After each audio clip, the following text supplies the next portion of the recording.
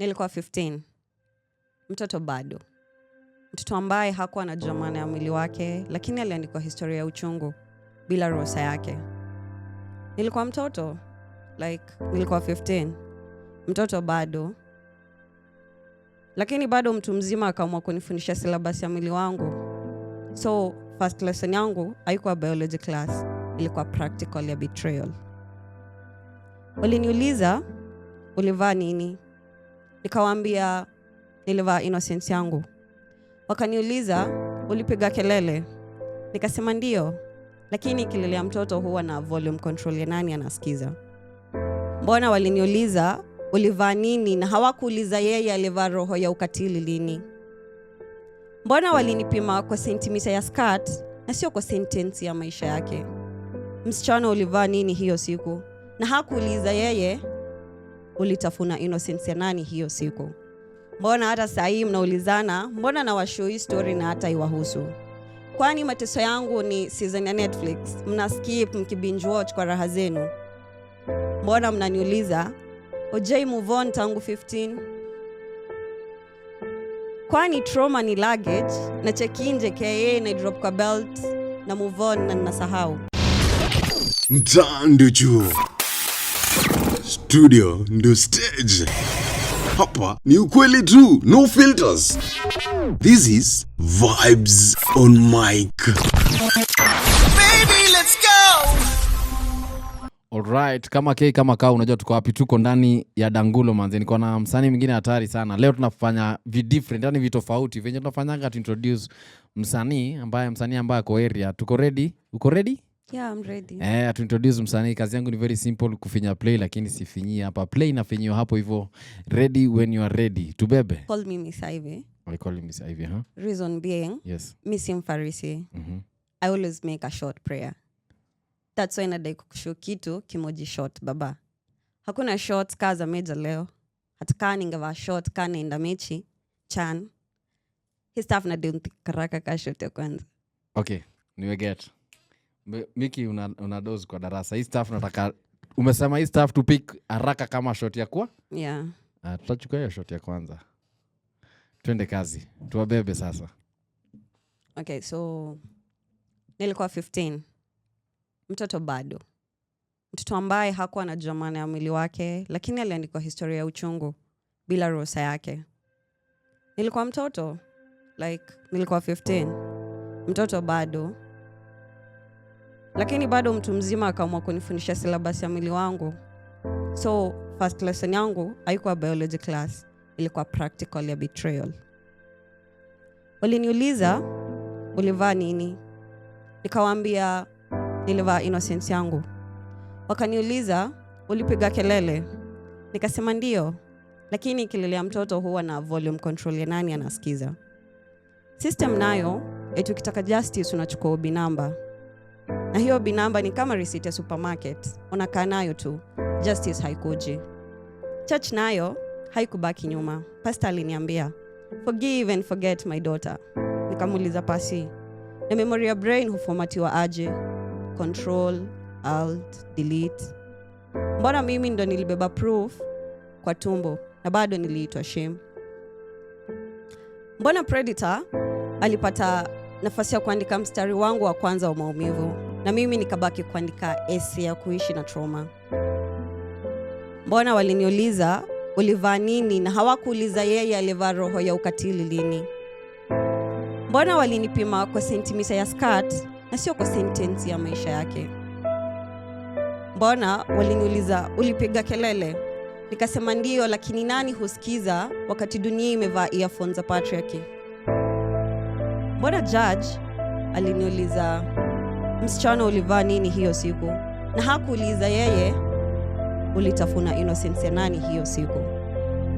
Mbona kila siku kwa news tunasikia msichana wa miaka na haishi na hukumu ya predator? Mbona kila siku tunasema wanawake wajilinde, lakini hatusemi wanaume wajifunze self control? Mbona hata saa hii mnaulizana, mbona na washow hii story na hata iwahusu? Kwani mateso yangu ni season ya Netflix, mna skip mkibinge watch kwa raha zenu? Mbona mnaniuliza, Ojai move on tangu 15. Kwani trauma ni luggage na check in JKA na drop kwa belt na move on na nasahau. Mbona mpaka leo mwili wangu ni crime scene na nafsi yangu ndo exhibit A. Lakini mbona Eish. Hatari sana man. You skia like the whole nini, like does it come from a true story?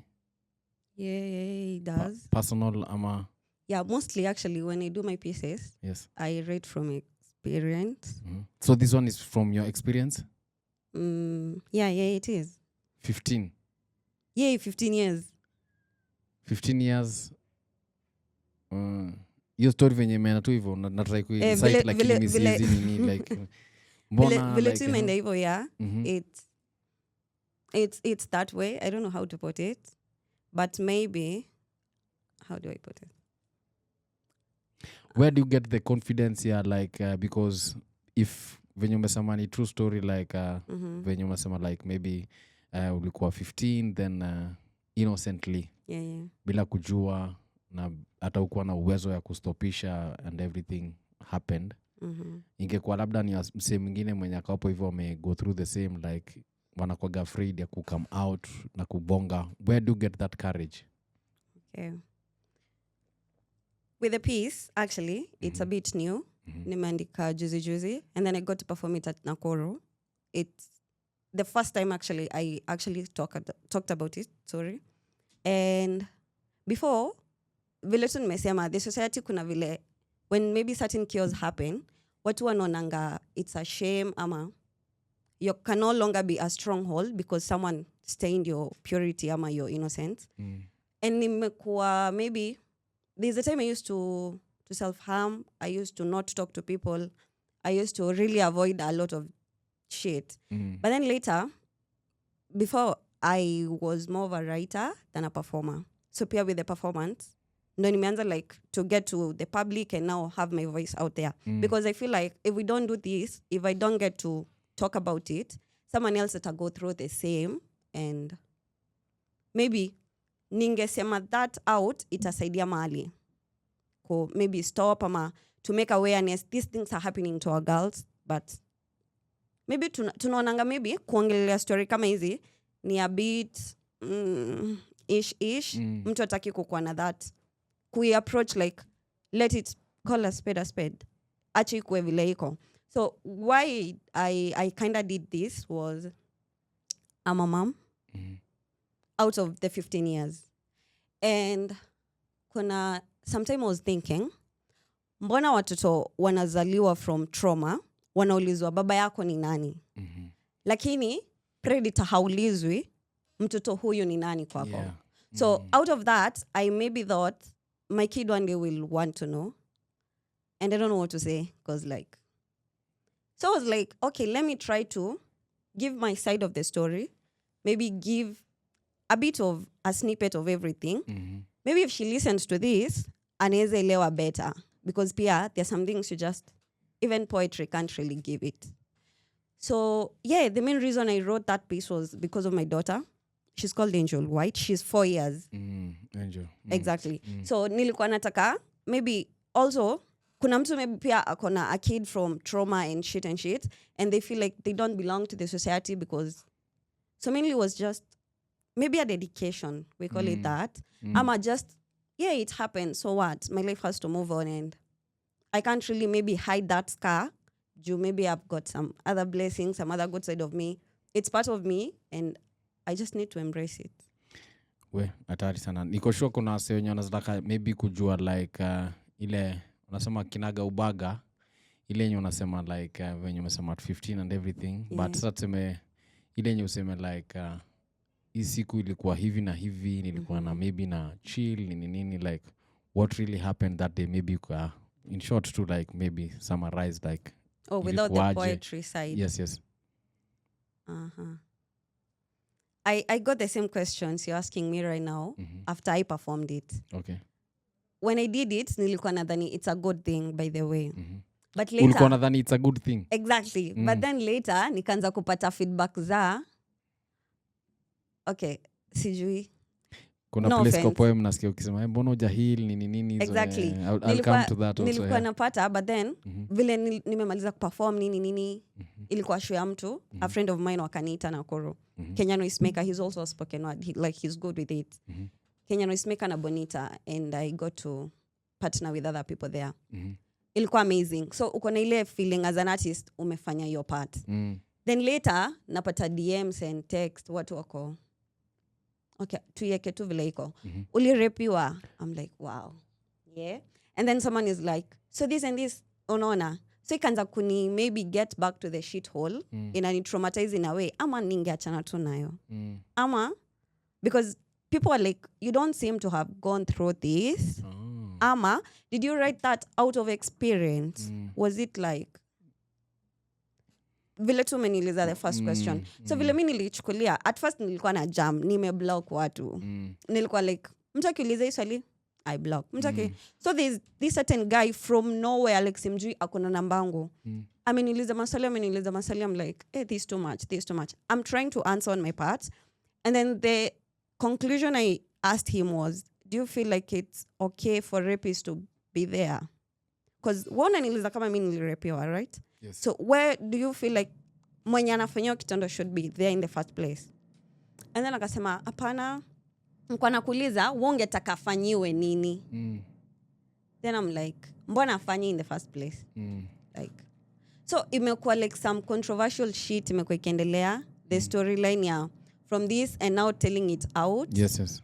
So maybe the feedbacks nimekuwa nikipata, I don't know, but at some point I was like, this is my art and I give it to people, not 100% watachukulia, maybe the way meaning feel nataka.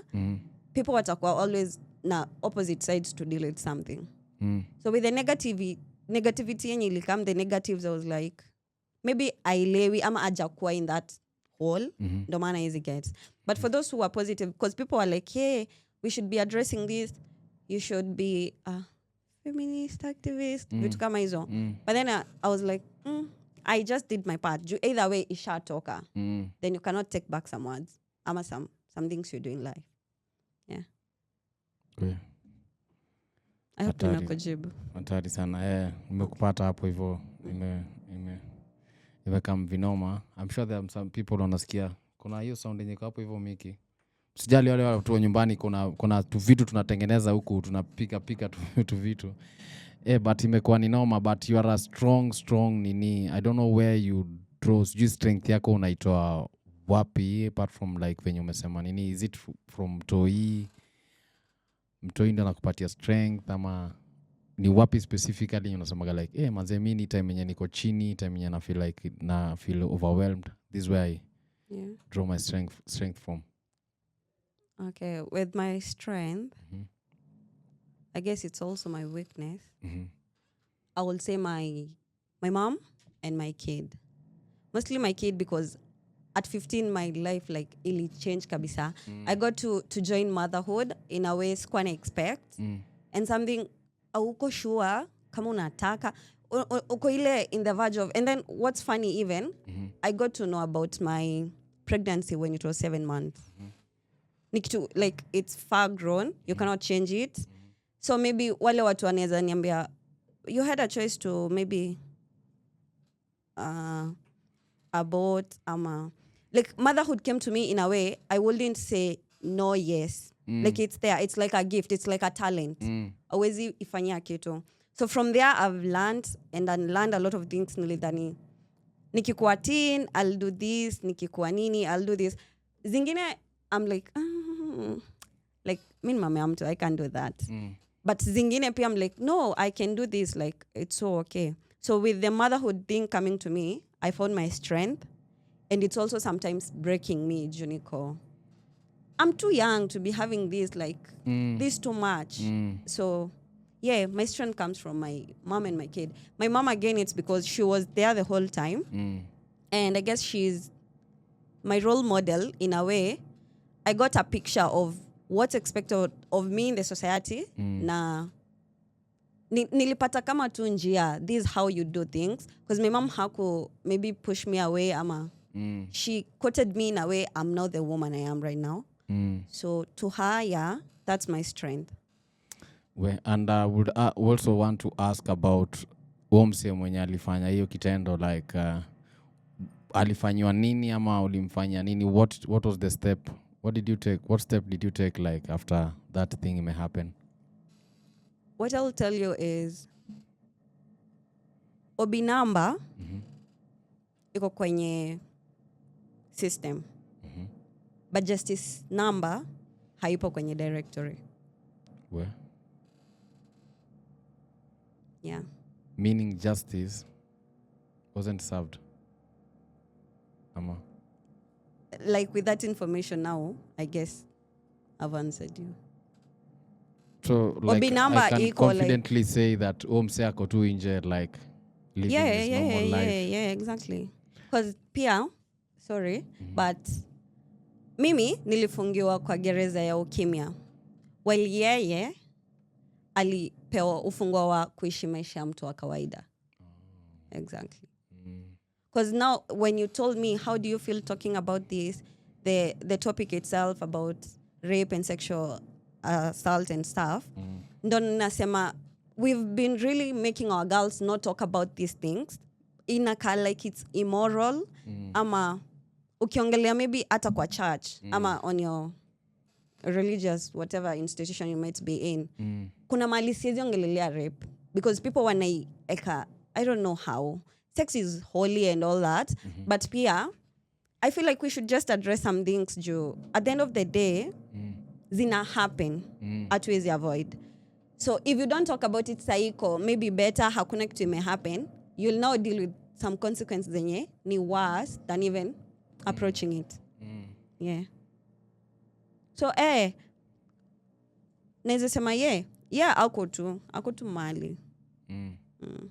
And now the person carrying the burden and all that ni the victim. Noma tena sana. So show ndo tumeanza watu wangu. Show imeanza. We are with Miss Ivy ako ndani ya nyumba. I think you'll give us maybe one more piece. Then maybe one message yenye unaweza ambia wasee pale hivyo nje. And also I'm sure there are some girls and women who are watching when you're like they like your strength and uko nayo, like nini wanataka kulearn maybe some few things from you. Utabonga nao. But in the meantime tupatie kwanza hiyo ile inaitwa peace. Ni peace. Ni ile peace. Give us another one please. Okay. So call me Miss Ivy. Jo Miss Pharisee.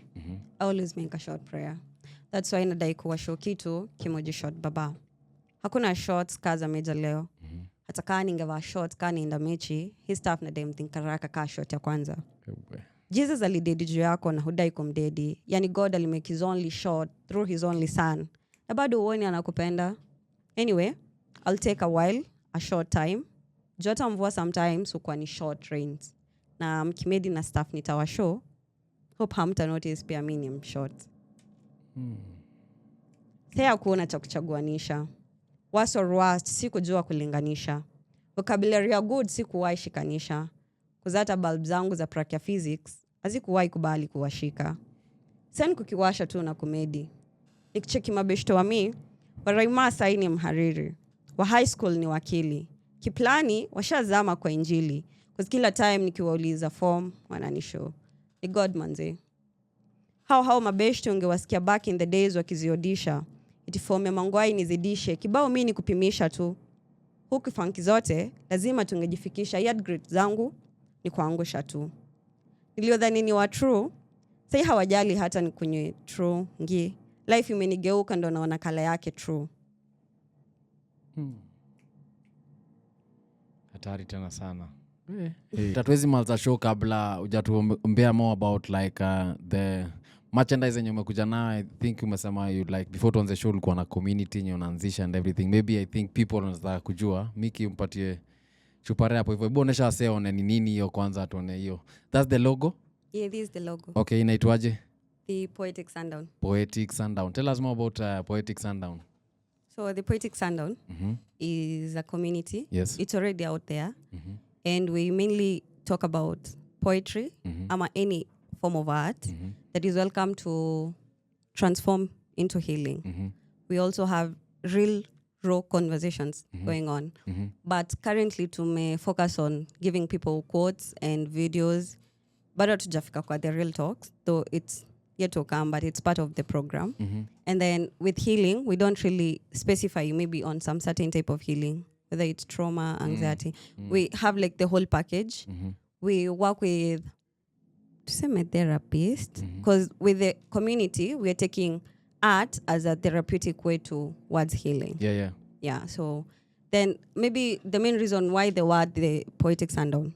Poetic because personally, as the founder, I'm a poet. So I'll be using poetry with what I have, like my skills. But like I said, any other form of art, a musician, wako welcome to the community. It's open to everyone.